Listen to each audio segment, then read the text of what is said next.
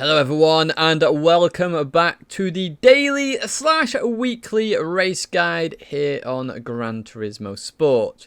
This is week 20 in 2020, lots of 20s in there, and we have 3 more races for you. So we have race A, B and C, lots of category racing, no road cars this week, and quite a bit of an SR killer this week if I'm really honest. So you're going to have to be careful out there with these races, but we'll discuss the details in just a second. One thing I am changing this week is because the grids don't change. You know, race A we know is a 12 car grid, race B is 16 and race C is 20. That detail's now disappearing from the actual little featurettes for each of those races, so just so you know from here on out. But without further ado, let's jump into race A and let's look at it a little bit deeper. Welcome to Japan and the Suzuka race circuit, although we're not using the full one today, we're using the East course.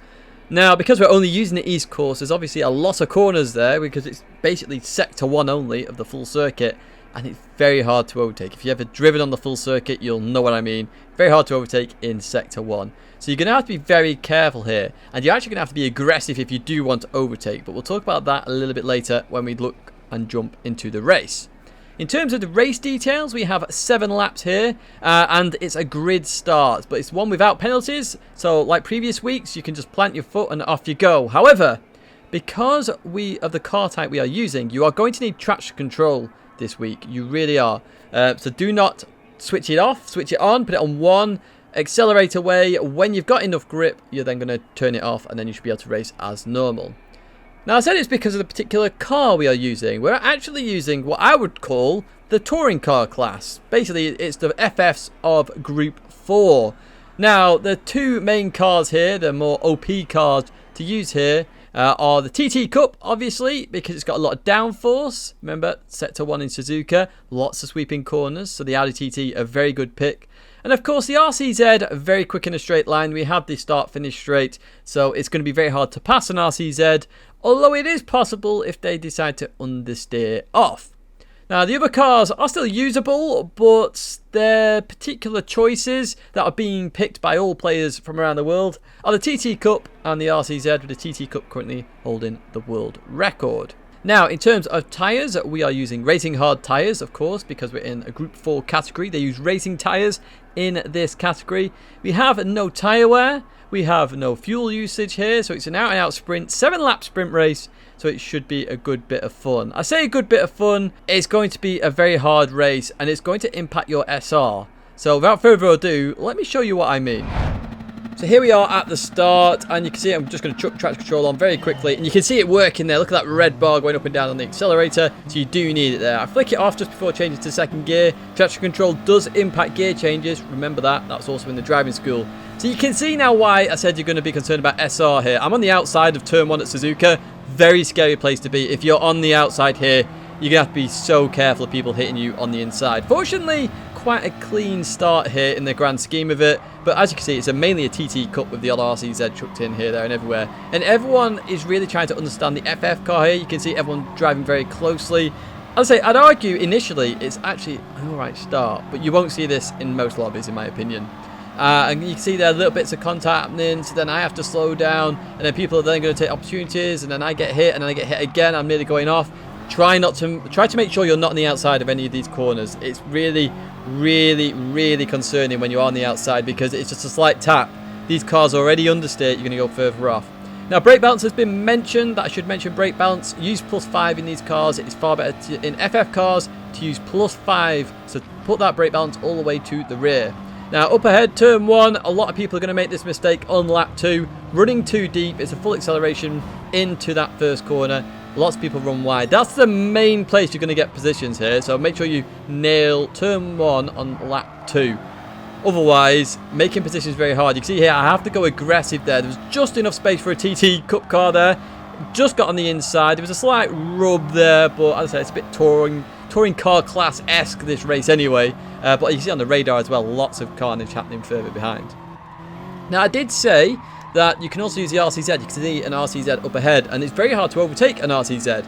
So the only way to really get past one of these cars is to hope that they understeer off. And again, you're going to have to be aggressive if you want to make overtakes, which is why your SR would be impacted with this race. So coming down to turn 1 here, and you're just going to see Seb just go a little bit deep here, go to the outside, so I think, okay, TT can go in there, and he comes back in. Now, you could argue that might be a little bit dirty, but he doesn't understeer off there. We're still side by side. I would say that's on the sort of limit of acceptable, but you can see that other people will also do that. You have to be aggressive, so aggressive moves are going to happen here. So if you're worried about your SR, I would avoid this race. If you're not worried, happy days, go and have fun with the touring car race. Next up is Race B. Now, I think this is going to be the most popular race this week. In fact, I can probably guarantee it's going to be the most popular race this week. We're going to be in Group 3 cars, and we're heading to Belgium, to Circuit de Spa-Francorchamps. Welcome to Belgium then, and Spa, and obviously this circuit is famous all over the world. Basically, this has had F1 races, it's had fantastic races throughout the years, and we're here in the Group 3 category, but we'll get to those cars a little bit later. Now, here there are lots of overtaking opportunities. We have the Kemmel Straight, of course, long acceleration period there, lots of slipstream. We then have the run up to and through Blanchimont to the bus stop chicane. Again, another good overtaking opportunity. There's plenty at this circuit, so there is going to be overtaking, which is kind of nice, to be honest, and it should give you some good, fantastic racing. This is why I believe this is probably going to be the most popular race this week, Race B. So do look out for some big names potentially joining that race and trying to increase their DR a little bit more. Now, in terms of the race details, we are racing 3 laps here at Spa, and we are using a rolling start. Now, the critical thing with the rolling start, use traction control if you are P3 or lower. Now, you're probably saying, well, Tidge, if I'm lower, I'm even like P15 or whatever, I'm starting well before the chicane. Yes, but it's better to use traction control on that first and opening lap, just to start the lap, sorry, because that way you will have a nice, easy exit out of that chicane rather than trying to rush to catch up to the car in front. Now, in terms of the cars that are available, I did mention this is the Group 3, otherwise known as GT3 essentially, in the real world. In terms of cars. Now, the fastest at the moment, at this time, is the Lamborghini Huracan GT3 car. Now, I expect this to be one of the fastest this week, just because it is a handling car with a lot of power. It is very hard to control, though. So if you're a lower skilled driver, potentially the Lamborghini is not for you. Instead, as a safe bet, I would go for the Mercedes AMG. That is a much more stable car, still handles very well, still has decent pace. So the Mercedes AMG are a very good shout to go for. If you're after a pure handling car, then either the Porsche 911 or the Audi R8 will be good as well. Now, in terms of the tyres, we are using racing hard tyres here at Spa, so no mediums or softs. That's why you don't see the GTR up there, because it's not very good on the racing hard tyres. And in terms of the tyre wear, we are using ×0, and in terms of fuel usage, ×0. So it's a full-on sprint race, 3 laps at Spa. Let's jump to that race right now. So here we have the start of the grid, and you can see a wide variety of cars, to be fair, which is why I'm showing you this. You don't have to go for the fastest car all the time. There's lots of cars in here, R8, AMG, GTR, Supra, FT1, 911, lots of different cars in there. I'm in the Lamborghini, of course, because it's the fastest car at the moment, so I thought I'd pick it. And my front brake balance there, -5. My brake balance is -5, sorry, towards the front. You'll see I jumped towards the traction control there, put it on 1. As I say, I want to be safe here. This was my advice earlier on, and you're going to see why straight away with the Lamborghini in front of me. Loses the rear, catches it again, but goes wide. So we gain a place instantly. A really nice little quick tip that. Just put traction control 1 for the start. Get yourself settled as we head towards the source now. Always brake around the 100 meter board here for the source. You can work it out in each given car. Sometimes you can brake a tiny bit later or a slightly bit earlier. I stay in second gear in the Lamborghini. It just stops wheel spin and obviously the car oversteering. It shouldn't oversteer as much anyway because we're -5 with the brake balance, which means the brake balance is all the way to the front. It means the rear doesn't have to do as much, and hopefully we stop a lot of oversteer. It does cause understeer. You do have to lift for Eau Rouge and Radion, and we get a good run on this Lamborghini here, but we're not going to have the slipstream, unlike the Lamborghini to our right. We do try and create a little bit of space here because that car keeps coming over a little bit. So we're just like, yeah, let us in, please, mate. Cheers. But we're going to back out of this very quickly. So Lacombe is always the curb. Start the curb is where you brake. And Spectrum's going to get it all sorts of wrong there. Loses the rear, comes back across there. I couldn't really do much at that point. I was already sort of half alongside. So I just carry on anyway because it is what it is there. You'll notice a few people off up ahead. So you can see mistakes do creep in here. There are a lot of mistakes that do happen. I get very scared of this ghost. So just be careful on this opening lap. I think a lot of people are going to get penalties straight into a race. A little bit, not warmed up yet. They're going to make mistakes at each given corner. Racing hards in Group 3 is actually quite a difficult combo anyway in itself. So come to Pujon now. You use the flag marker on the right side. There's a big black flag marker. Not flag marker. I don't know what one of them is. Flag marker. Use that. Brake, turn in as we head towards the right and left here. And I'm just balancing the car at this point. Of course, traction control is now off. You turn it off the minute you finish the bus stop chicane. And I'm just going to show you the rest of the lap, give you a little bit of a guide here. Again, start at curbs. Use curbs here as brake markers, not necessarily the cones. The cones are there for those that need it, but curbs help. You can't flat out this. You can see another person off in the gravel there. You have to lift a little bit as we now continue towards Blanchimont. So slipstream, of course, going to play a critical factor here. Somebody left the race there. You see that frame lag that you get when somebody leaves the race. You're going to have to lift for Blanchimont as well. It's not flat on racing hard tyres. Through we go. We keep it in 6th gear. We use a lot of the curb there. And as we head towards here, you're going to use the brake marker on the left, the 150 metre board. We actually go down the left-hand side here for a crazy move. The Dutchman gives me plenty of room here. Very well aware, so shout out to the Dutchman there. Good bit of racing that. That's what we like to see. And you see an Aston Martin DBR 9GT1 ahead. So I talked about penalties in the sort of brief before this actual race. Eau Rouge is where most of the penalties are going to happen. A lot of people are going to get them because they're going to try and do it flat. It's only a slight lift, so people are going to go, okay, I don't need to lift as much this time, I'm going to go for it. They're going to forget about dirty air. They're going to forget about slipstream. So please be careful going up Eau Rouge through Radion as well. So you can see here, I lift off a lot here because I've got a lot of slipstream. Lamborghini gets it all sorts of wrong there. They cut it a little bit too much. You've got to stay on the curb with at least 2 wheels.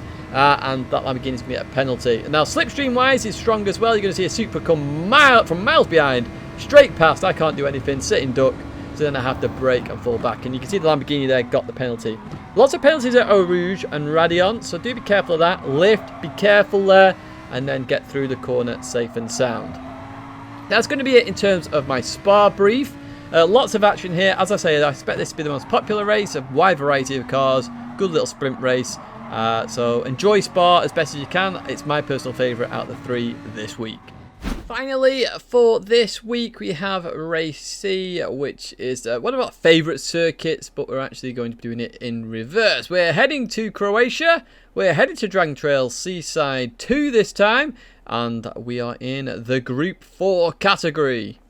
Look at this view as we skim across the sea here in Croatia and head towards the circuit. Now, Dragontrail Seaside 2 is, of course, the same as Seaside. It's in reverse, essentially. It's my preferred layout of Seaside, actually. I prefer it in reverse than going forward. I think it opens up the circuit a little bit, brings a little bit more driver skill to the circuit as well, and it gives a bit more overtaking opportunity as well to all the drivers. And it has one of my favourite corners, actually, in the entire game on this circuit. Now, lots of overtaking potential here because we do have lots of fast straights, lots of hard braking zones as well. And the key here is not to crash, and we'll get to the reason why shortly. In terms of the race details, we have 10 laps of racing here at Dragontrail Seaside 2, and it is a rolling start, but this time you do not need traction control. Just make sure you whack it into 2nd gear as fast as humanly possible if you're in an FF car. Now, I mentioned FF cars, we are in Group 4, and they are the fastest at this circuit at the moment. So I've seen lots of race wins by both the TT Cup car, which we saw earlier on in Race A. Very quick car, of course, lots of downforce, so very good for the sweeping left and right-handers here. And, of course, the RCZ, being such a fast car in a straight line, is always going to be good here, but it will suffer a little bit more from tyre wear. I'm not fully sure of any other cars which could compete with these two in terms of race victories, but you potentially could try the Alfa Romeo Group 4 car because that is fairly quick in a straight line in terms of when it's in a slipstream, and later on in the race when tyres do take an impact, the Alfa could come into its own. I'd say it might be worth a test, I'm not 100% sure. Tyres, we are using just the racing hards, which is why the FFs really come into play because it really doesn't play a huge impact in this race. Tyre wear is only ×5 and fuel is only ×3, which is why FFs are dominating this race. It's a bit unfortunate that we have FFs in Race A and Race C. Now, I did say the key here is not to crash, and I found that there was lots of carnage in this race. Mainly from drivers who don't understand FF cars. They think you can just plant the foot and you'll just go round a corner. That isn't the case. And I think people failed to see this here. So if you stay out of trouble, you potentially can gain more positions than those absolutely trying to go flat out. So without further ado, let's actually have a look at some race laps, and I'll give you some quick tips and tricks here at Dragontrail Seaside 2 Race C. Here we are at the start. As you can see, rolling start, as I mentioned. I'm going to whack it straight into second gear there. You'll get wheel spinning first. If you can change straight to second in the Audi TT, it's already a big boost to you. You can see I put my brake balance to +5 there. That's all the way to the rear. Same as race A. It just means the front tyres won't wear as fast, and it means the car will actually rotate a little bit more in the corners because the rear is doing the braking. Now, as we come in here, you see someone run slightly wide. Now, I want to show you the demonstration of speed here, and this is why no other car really is good here. So on the right side, you can see Rocket there in the Megane Trophy. In the slipstream of the GTR, I have no slipstream, and I am launching myself past Happy Days. So unfortunately for them, in the Megane Trophy, there's another Megane Trophy up ahead as well. It's just not good, especially in the early stages. Later on, you could argue it does become good, but we'll see. This is my favourite corner here. You want to brake as the curbing starts. Now, the critical thing here, and big tip I will give you, stay on the inside. Stay on the inside and also straight line the braking as much as you can. That's the best way to do that corner. If you are on the outside, someone is going to dive down the inside on you, and it's going to cause you a lot of issues. Going through the S's, we call them the S's. It's all about just casually going through the speed, slowly decreasing that speed as you get to this point. Be careful of this corner here. You see somebody hit the barrier on the left. Very common mistake to make. You just understeer slightly onto that grass, and then you understeer into that barrier. It's very close to the circuit. So up ahead, chicane of death. You can see there, too wide. So I'm obviously going to get a good run here just to explain running wide. And even I'm scared, even in this race, about going on the outside here. So the Megane Trophy there defends very nicely, goes to the inside. I'm on the outside here. I'm actually trying to slow down as much as possible because I don't want to get hit off. I don't know the drivers. But Rambazamba there, perfectly fine. Good bit of racing there from Rambazamba in that Megane Trophy. Obviously still struggling, moving backwards in the field really, because getting overtaken everywhere. I tried to go for a sneaky little move here. It didn't quite work out, but it's not the end of the world. As we then come in to the S's once again. So the Megane Trophy does pick up later on because of its tyres, but it can't overtake anything in a straight line, so it struggles.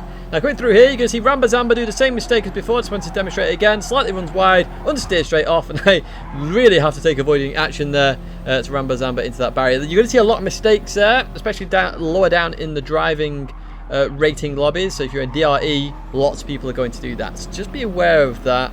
You know, it's a place where you can make a lot of positions up. Now in this race there was actually a lot of car. Actually, before I talk about that, this last corner, brake at the curb. This is how you do it properly, by the way. Chuck it into the left, keep it tight to the left, gives you a nice lovely straight run through the right, and look at that, we gained so much on the driver in front. Now let's get back to my point I was about to make. There's a lot of carnage in this race. You see the driver has a penalty there on the right. I go for the move on the inside here. I was thinking about it, but I backed out of it here. So I'm on the inside, clear on the inside. A little bit of a tap there from that driver. Nothing major, but look at the guy in front. Look at the guy in front. This is ridiculous. Purposefully turns into that driver and knocks him off. Then does the same to the car behind. I came off lucky in this.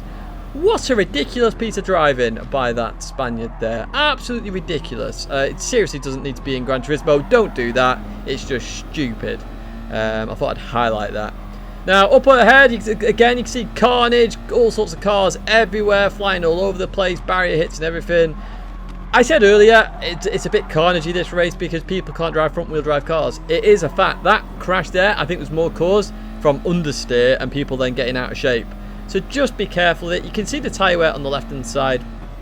And really, all this is, at the end of the race, is that people are struggling. They don't understand the tyre wear. They don't understand the significance.